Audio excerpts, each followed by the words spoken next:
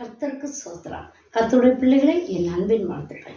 ஏசாயா 30:19 சீயோனை சேர்ந்த ஜனங்கள் எருசலேமில் வாசமாய் இருப்பார்கள். இனி நீ அழுது கொண்டிராய். உன் கூப்பிடுதலின் சத்தத்துக்கு அவர் உருக்கமாய் இறங்கி அதை கேட்டவுடனே உனக்கு மறு உத்தரவு அருளுவார். தேவ பிள்ளைகளே, நீங்க கவலையோடு கண்ணீரோடு இருக்கிறீர்களா? சஞ்சலத்தோடு இருக்கிறீர்களா? துக்க முகத்தோடு இருக்கிறீர்களா?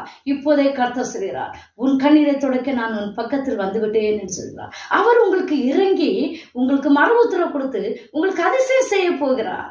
நீங்கள் விசுவாசிங்கள். இப்போதே அழுது கொண்டிருக்கிற பிள்ளைகளே, உங்கள் கண்ணீரை கர்த்தர் உங்கள் பக்கத்தில் துடைக்க வந்து ஆயத்தமாயிருக்கிறார்.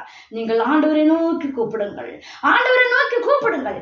ஆண்டவர் இந்த வசனத்து மூலம் இப்போதே உங்கள் கண்ணீரெல்லாம் துடைக்கப்பட முடியும். ஆண்டவரே நீர் தொட்டால் போதும், அவர்கள் கண்ணீர் மறையும். அவர்கள் சந்தோஷப்படும்படியா என் கர்த்தர் உதவி செய்யுங்கப்பா. பிள்ளைகளின் வாழ்க்கை செழிப்பாய் மாறட்டும்.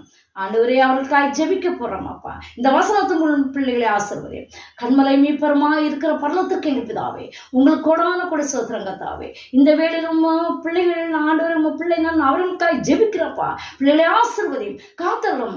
ஆண்டவரே, நீ அழுது கொண்டிரா என்று சொன்னீரப்பா. அவர்கள் கண்ணீரை அனைத்து துடைத்து துக்க முகத்தாய் வெளிச்சமாய் கொண்டு வரோமாப்பா.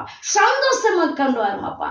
இயேசு கிறிஸ்து நாமத்தில் இந்த ஜெபத்தை நன்றி சொல்லி மனத்தாழ்மையோடு ஜெபிக்கிறேன். ஜெபிங்க நல்ல பிதாவே.